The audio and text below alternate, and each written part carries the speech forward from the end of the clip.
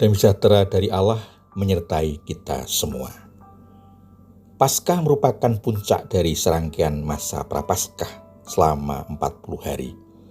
Dimulai dari Rabu Abu sampai Kamis Putih, hari Minggu tidak dihitung. Prapaskah merupakan masa pertobatan, introspeksi diri untuk mendekatkan diri kepada Tuhan melalui puasa dan berpantang. Kesan dari gambaran tadi, masa prapaskah adalah masa penderitaan dengan berbagai ritual yang dilakukan, yang mengalami degradasi menjadi sekedar tradisi puasa dan berpantang. Apakah benar demikian?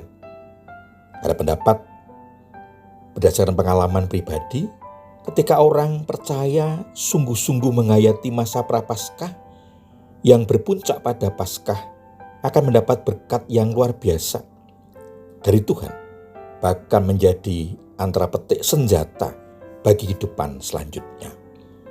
Apakah saudara merasakan hal itu? Mari kita temukan jawabannya melalui renungan ajaran hidup kali ini. Untuk itu mari kita mohon berkat Tuhan dengan berdoa. Bapa di surga, kami bersyukur atas anugerah-Mu yang membawa kami kepada kemenangan melalui kebangkitan-Mu dari antara orang mati. Mampukan kami untuk senantiasa hidup sebagai orang-orang yang merdeka.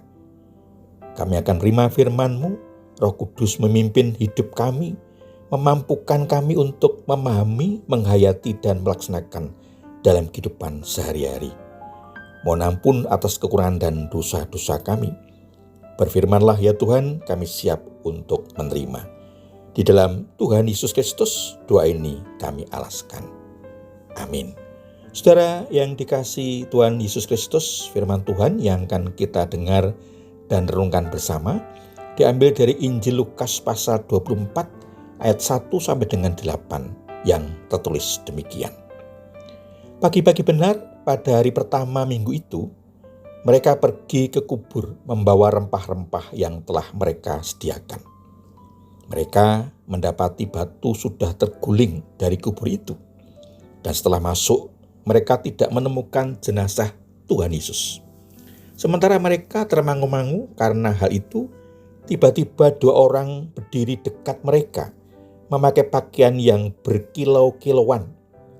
Mereka sangat ketakutan dan menundukkan kepala, lalu kedua orang itu berkata kepada mereka, "Mengapa kamu mencari Dia yang hidup di antara orang mati? Ia tidak ada di sini. Ia telah bangkit. Ingatlah apa yang dikatakannya kepada kamu ketika ia masih di Galilea, yaitu bahwa Anak Manusia harus diserahkan ke tangan orang-orang berdosa dan disalibkan dan bangkit pada hari yang ketiga." Teringatlah mereka akan perkataan Yesus itu. Demikian firman Tuhan.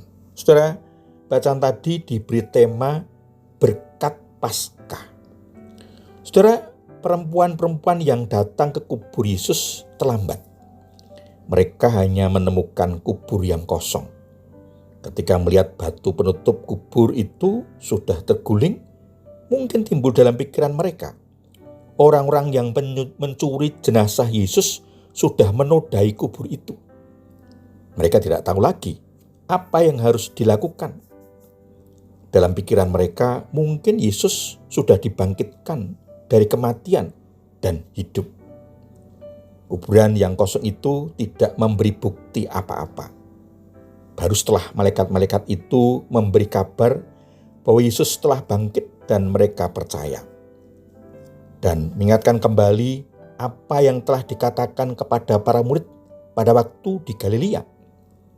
Dengan demikian telah digenapi nubuat tentang Mesias, karya besar Allah dinyatakan dalam kehidupan, kematian, kebangkitan, dan pemuliaan Yesus Kristus.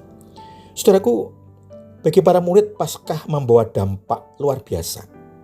Ada perubahan yang drastis dalam hidup mereka.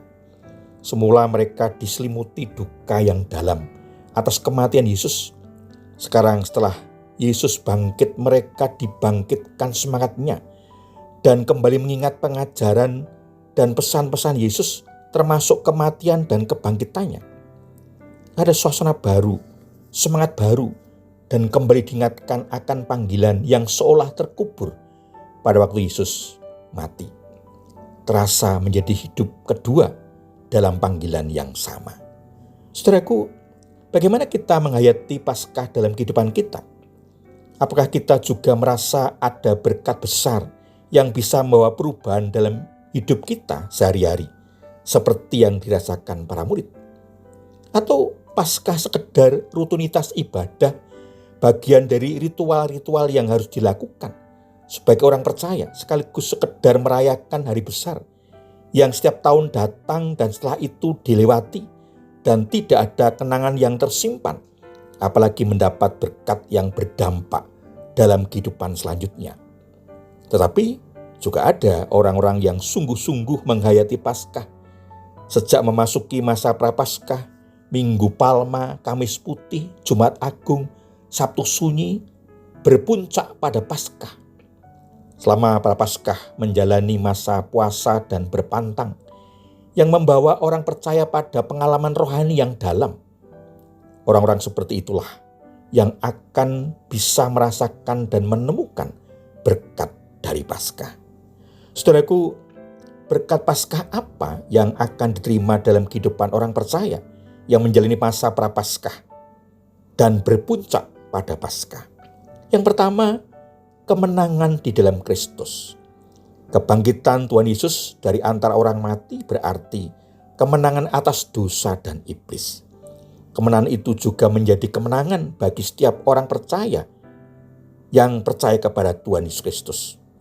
Pada masa berpuasa dan berpantang, orang percaya juga mengalahkan nafsu kedagingan dan mampu mengendalikan diri, segala keinginan dan nafsu kedagingan.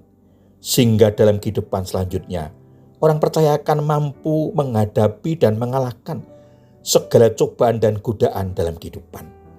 Yang kedua, diperbarui dalam hidup.